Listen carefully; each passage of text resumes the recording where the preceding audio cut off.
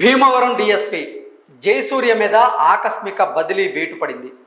భీమవరం డిఎస్పీగా ఉన్నటువంటి జయసూర్య మీద గతంలో అనేకమైనటువంటి ఫిర్యాదులు అందడంతో ఆంధ్రప్రదేశ్ ఉప ముఖ్యమంత్రి పవన్ కళ్యాణ్ గారు అతనిపై విచారణ జరిపి తగిన నివేదికను ఇవ్వాలి అంటూ ఆ జిల్లా ఎస్పీకి ఆదేశాలు జారీ చేశారు.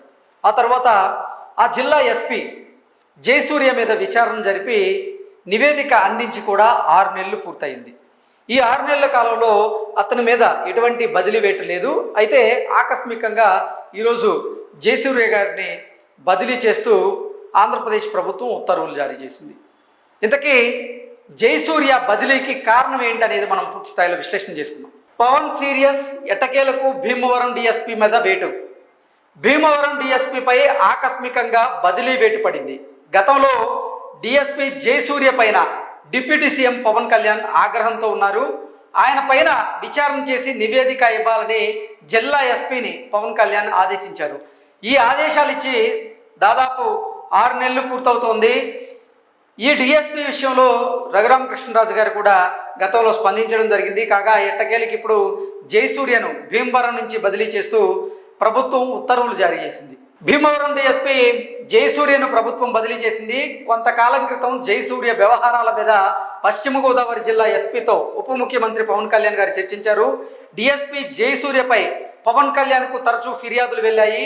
పేకాట శిబిరాలు పెరిగిపోతున్నాయని, సివిల్ వివాదాలలో జయసూర్య జోక్యం చేసుకుంటున్నారని, కొందరి పక్షం వహిస్తూ కూటమి నేతల పేరు వాడుతున్నట్లుగా పవన్ కళ్యాణ్ గారికి జయసూర్య మీద అనేకమైనటువంటి ఫిర్యాదులు వచ్చినటువంటి నేపథ్యంలో ఈ అంశంపై వెంటనే చర్యలు తీసుకోవాలి అంటూ ఈ అంశం మీద వెంటనే చర్యలకు ఉపక్రమించారు పవన్ కళ్యాణ్ గారు. పశ్చిమ గోదావరి జిల్లా ఎస్పీతో దీనిపై ఫోన్లో ఆయన చర్చించడం జరిగింది.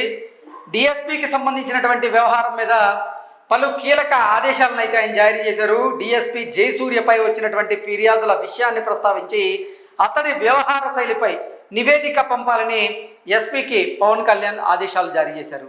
ఆదేశాలు జారీ చేసి కూడా దాదాపు 6 నెలలు పూర్తవుతుంది. దీనికి కొనసాగింపుగా అసాంఘిక వ్యవహారాలకు డిఎస్పీ స్థాయి అధికారి అండగా ఉండడాన్ని తీవ్రంగా పరిగణించాలన్నారు. పోలీసులు సివిల్ వివాదాల్లో తలదూర్చకుండా చూడాలని ఎస్పీకి ఉప ముఖ్యమంత్రి పవన్ కళ్యాణ్ గారు సూచించారు. పవన్ సీరియస్ తర్వాత ఈ వ్యవహారం పైన డిప్యూటీ స్పీకర్ రఘురామకృష్ణరాజు గారు స్పందించారు. తనకున్నటువంటి సమాచారం ప్రకారంగా ఆయనకి మంచి ట్రాక్ రికార్డు ఉందని గతంలో ఈ డిఎస్పీని ఉద్దేశించి రఘురామకృష్ణరాజు గారు మాట్లాడడం జరిగింది, స్పందించడం జరిగింది. పశ్చిమ గోదావరి జిల్లాలో జూదంపై పోలీసులు గట్టి నిఘా పెట్టారన్నారు.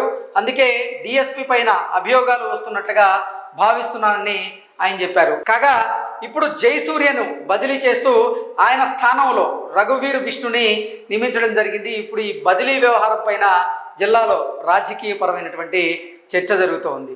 దానికి కారణం ఏంటంటే నిజంగా ఈ డిఎస్పీగా ఉన్నటువంటి జయసూర్య గారి మీద అనేక ఫిర్యాదులు అయితే పవన్ కళ్యాణ్ గారికి అందడం జరిగింది.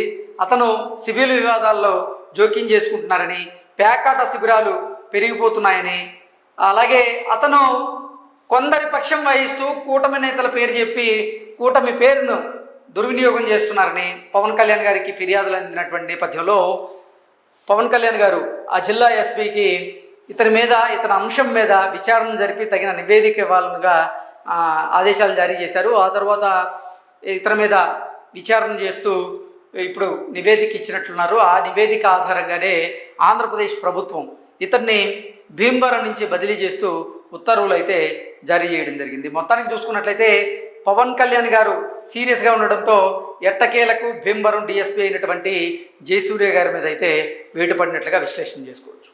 Thank you so much.